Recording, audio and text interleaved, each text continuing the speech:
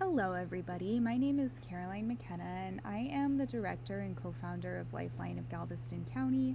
And today I'm going to be doing a really quick video for you all, volunteer orientation. And this is just going to go over kind of the basics of our organization, as well as some of the things that we need help with volunteer wise. So, thank you so much for joining us today, or this evening, or whenever you're watching this video.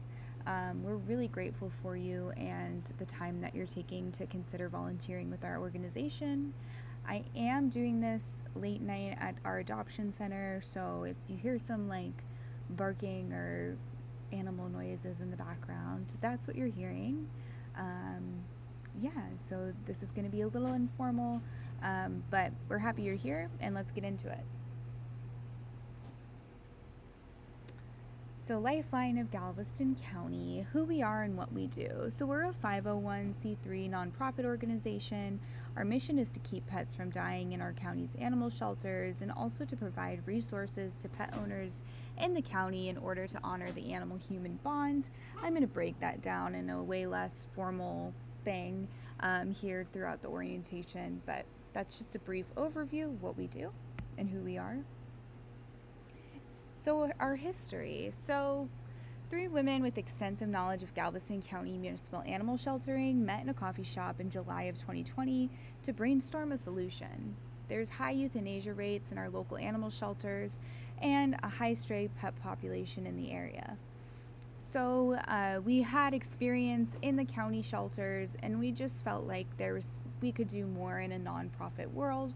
And we could really support our animal shelters, the animals in it, and our community better if we started a nonprofit. We had no idea what we were doing, and I guess we have some more idea of what we're doing now, but we've made really big strides because we're really passionate about this issue and supporting our community and its pets. So our mission is to end the killing of companion animals in Galveston County by promoting and providing resources, education, and programs that save lives and transform animal welfare in our community. What that means is we envision a future where our municipal animal shelters don't have to euthanize pets because of a lack of kennel space, and our community members have access to the resources they need to keep their pets healthy, happy, and home. This is a very complicated issue. Texas is the second highest kill state in the country. This is a real problem, and there's no easy answers to it. It just takes a lot of hard work and dedication and committing to building programs and resources for our community. So that's what we're doing, and we hope you want to be a part of that mission and vision with us. So like I said, we were founded in 2020 in a coffee shop with literally no funding or any idea of what we were going to be doing. That's not exactly true. We knew kind of the programs that needed to be created to support the animals that were most at risk in the shelters, but we didn't really know exactly what we were doing besides that. So we started with our community cat program, which I'll talk about a little bit more further on. But in March of 2023, I'm recording this in October of 2023, so not too long ago, we opened our pet adoption center in Webster, Texas, in an old hair salon. And really, we just realized that there was a real need for us to be able to move animals more quickly and more efficiently, and we felt like we could do that with the adoption center.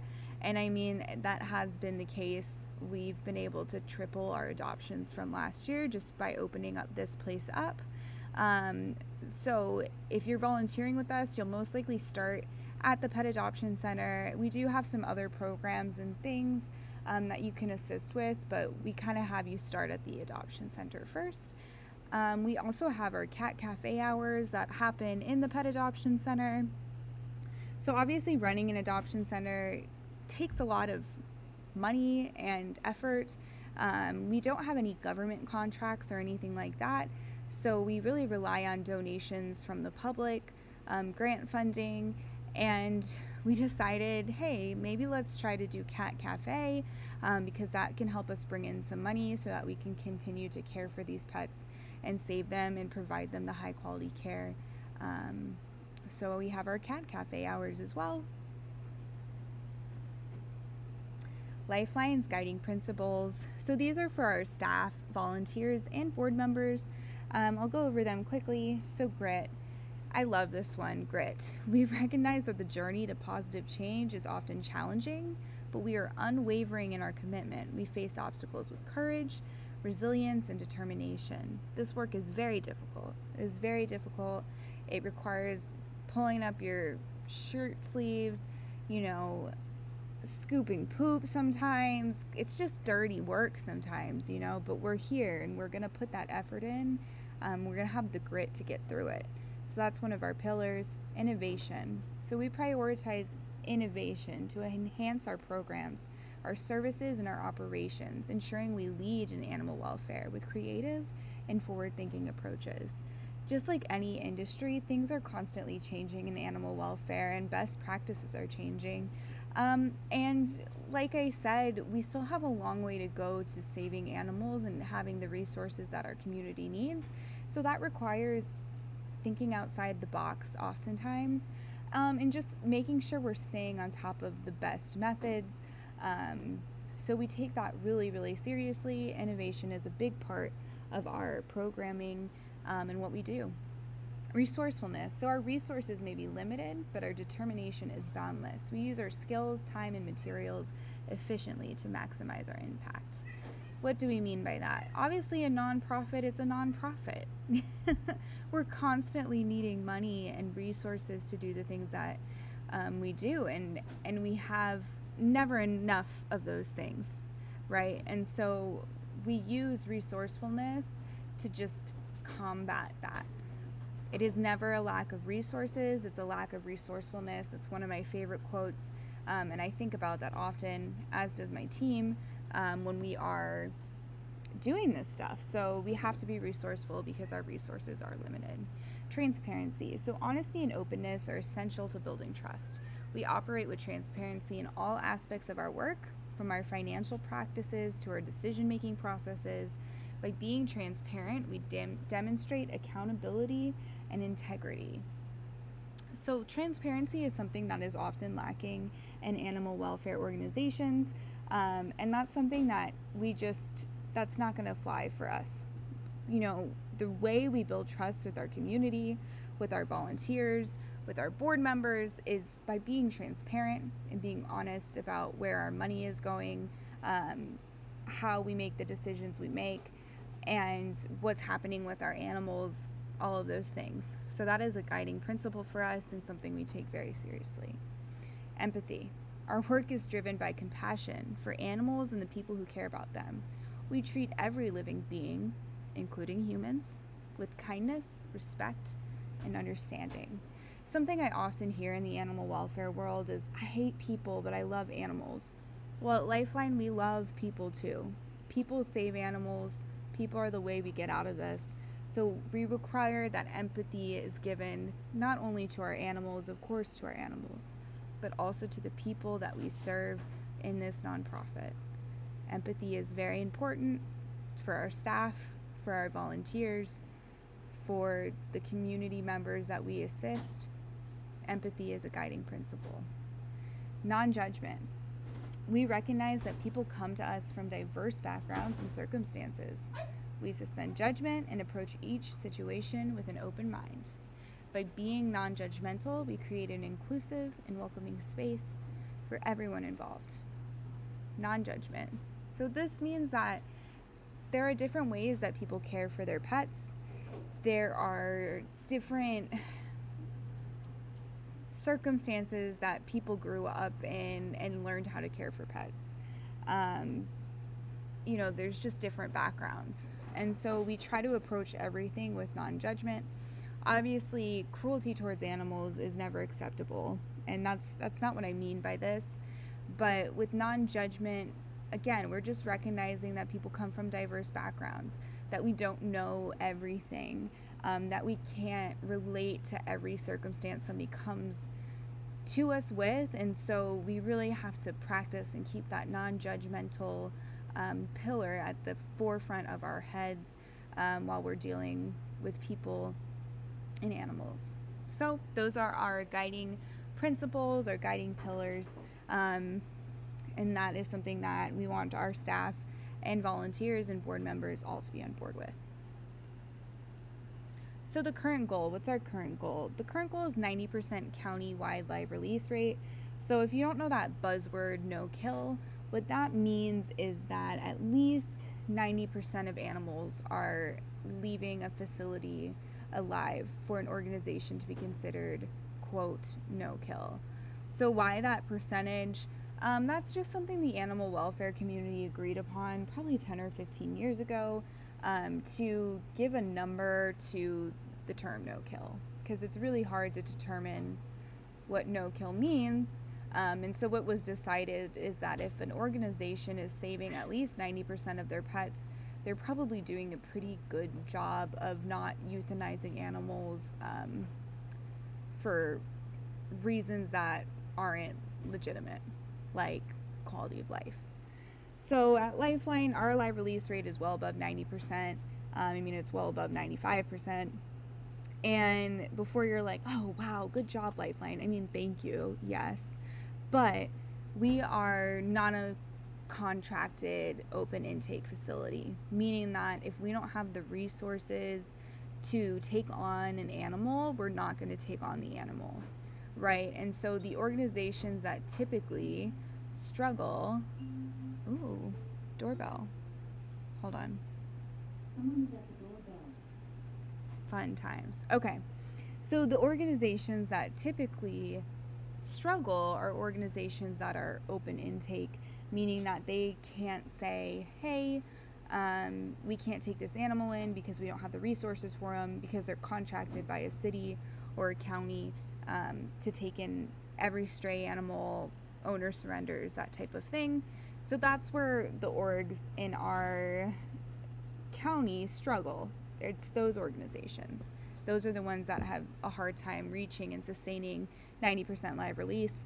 And that is why Lifeline was created, was to support those places with reaching and sustaining that percentage and going above it, hopefully. But first we got to get to 90%.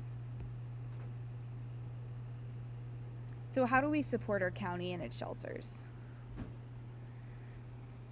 So this is from Pet Life Saving Dashboard by Best Friends Animal Society. If you're a nerd about numbers like I am, I really suggest going and looking into that. It's really interactive and interesting to see. As I mentioned at the beginning of this, Texas is the second highest kill state in the country. We actually used to be the top kill state in the country, and then about 2 years ago, California went ahead of us. And so we still have obviously a long way to go. So this is Galveston County's numbers. I pulled this from the Pet Life Saving Dashboard. This data is from 2022.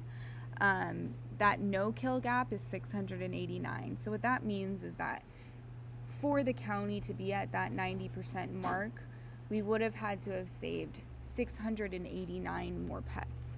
So obviously it's not cut and dry, but that's kind of meaning that over 600 animals were euthanized, probably for not a good reason. Probably because there was not enough space for them in the shelter. And so our goal at Lifeline is we want to close that gap. So how do we do that? A rational no-kill plan. So our main goal is to assist our shelters with reaching and sustaining that 90% no-kill status. So how do we do that? We do that through intake diversion. And so that was our community cat program, which again, I'm going to talk about, I think, after this slide. But the idea there was a bunch of feral cats coming into the shelter and then being euthanized because they weren't house cats. They couldn't be placed as house cats. If you didn't know, it's really, really difficult. Once a cat passes 3 months, if they were born wild, it's very difficult to change that. And then particularly when you have hundreds and hundreds of those cats coming in with limited resources, it's really difficult to change that. And so, 10, 15 years ago, the trap, neuter, return policies started to roll out, and that was where, instead of just rounding up these cats and euthanizing them, which wasn't doing anything, instead we used humane feral cat traps to trap cats, spay and neuter them, vaccinate them, ear tip them, and then re-release them to their original territory where they live out their life and they're no longer reproducing, and the colony eventually goes away and we don't have to kill any cats by doing it that way. And those cats are doing fine. Typically there's people feeding them. We see a lot of this, community members feeding cats, and then it gets overwhelming the population. So what we can do is, they are happy to feed the cats, they just don't want to feed 30 of them. They would prefer to feed 5 or 6. And so we spay and neuter them. The population declines over time. Actually pretty quickly it declines, and then they're left with a small colony, and that eventually goes away. So that's a form of intake diversion. If we can take animals into our program before they have to go to the shelter. So this year alone, we've taken over 200 strays directly from community members into our program, and that meant that those 200 animals were not going into the county shelters. Intake diversion. So then extra support for at-risk populations. This year we've pulled over 150 pets directly out of our municipal animal shelters into our program. Right now we've mostly pulled like at-risk kittens that are younger or just have medical issues, that type of thing. We are pulling dogs as well. Our adoption center is relatively small, so we have more space for cats than we do dogs. But dogs, figuring out a plan to help support dogs at risk is a really, really important part of our mission, and something we're really working on. We do have dogs up here, so if you're a dog person, there's plenty for you to do here. But we do have a lot more cats here than dogs. So humane animal support services. So this is oftentimes I think of like our issue with animal welfare in this county as a sinking boat, a boat that is filling with water. And adoption is important. Adoption's like bailing the water out of the boat. It's like taking a bucket, scooping the water, and throwing it out, right? But if we're not plugging the hole that all of the water is coming in from, we're never gonna get where we want to go, right? We're just gonna be constantly bailing the water out. And so humane animal support services is how we plug the hole. The reason that we have this issue is because there's a real lack of resources, particularly for underserved areas of our community, to help them keep their pets. And because of that, we end up with this crazy, stray population. And so a big focus is, how do we stop this at the source? Obviously, spay neuter, access to free and low cost spay neuter, making sure people have the food they need to feed their pets, making sure they have the ability to properly contain them with fences or leashes and harnesses and collars and that type of thing. So we have a strong emphasis on humane animal support services because that's how we really fix this problem at the source. Obviously, adoptions is part of it, but we can't adopt our way out of this problem. And then finally, making it easy for people to do the right thing. So animal welfare is at the forefront of our minds. If you're wanting to volunteer with us, I'm assuming it's probably something you think about at least some of the time, right? But for some people, this is not something they're thinking about. There's other things that are more important at the front of their brain. Whether that's right or wrong, I mean, there's plenty of things going on in this world that not everybody can be thinking about animal welfare 24/7. But if we can make it easy for people to do the right thing when they have an animal crisis, whether that's their pet, they're having an issue where like they might have to give up their pet, or they find a stray on the side of the street, they don't know what to do, or somebody in their family is having an animal crisis. We want to make it easy for people to do the right thing, and we do that by having programs that are easily accessible and easy to use. And so that's always an important part of our programming, is making it easy for people to use our programs. Okay, so our adoption program, there's plenty of volunteer roles here. So most of our adoptions occur at our adoption facility in Webster, and that as a volunteer is where you're going to be starting out at. So volunteering at the center, that can mean walking dogs, that can mean socializing our cats, working on training with our dogs, giving our cats and kittens enrichment, making sure our baby kittens have wet food in the mornings and evenings, helping our staff stay on top of any sicknesses or illnesses that are occurring, marketing, making sure we have great pictures of our pets, and sharing those on social media. So yes, there's plenty to do at the adoption center. Also during Cat Cafe hours, making sure that people's questions are being answered about cats or dogs.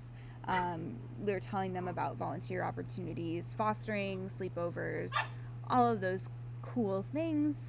So our adoption program, we absolutely need volunteers for that. Community outreach. Again, as I talked about our humane animal support services, this is a big part of what we do.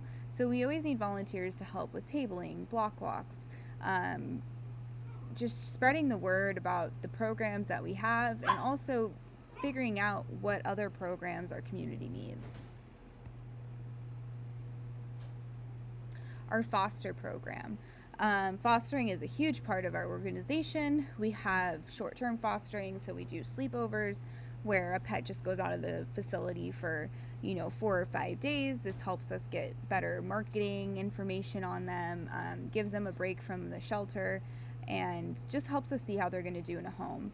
We also do doggy day out, doggy daycation at our facility, so you can take one of our dogs just out of the adoption center for a day, go take them on a nice long walk, take them home and cuddle them and watch a movie.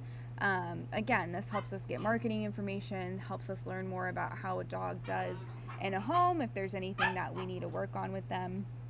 Sorry, the puppies are playing in the background with each other. So yeah, we always need fosters, but then we also need people to help manage our fosters. So caseworkers for our pets, in the sense of, okay, what does this pet need to successfully end up in a home?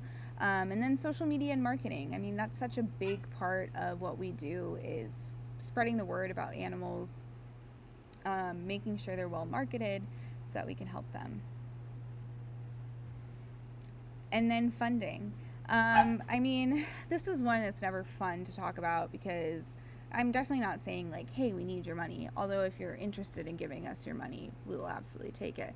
But what I more mean by this is we always need assistance with finding funding. So like if your job does grants for nonprofits, saying like, if you come and volunteer with us and you like us, mentioning to us, hey, my job does these grants, or some jobs do like volunteer matching, that type of thing. If you know somebody who's interested in donating to a nonprofit, we always need help with that. So we are grassroots. We don't have any government contracts or anything. And what I mean by we're grassroots is we've only been established since 2020, and we've really just been climbing the mountain to create the programs and the organization that we've created. It is not easy. It's not easy by any means, and we need all the help we can get in that department. So what are the next steps? So you have now watched this video. You're probably in our orientation form. So what you want to do next is answer the questions after this little video. And then once you submit your orientation form, you're going to look in your email for a link to sign up for a tour of our facility and hands-on training. That is the next step.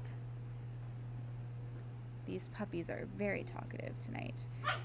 That is the next step. You want to go look for that link, you're going to sign up to do that tour and get your hands-on training so that we can, get you set up and hopefully get you on, a continuous volunteer basis. We know everybody's time is different, so no pressure, but please, sign up for that tour, get your hands-on training, and we can't wait to see you soon. Thanks so much for listening.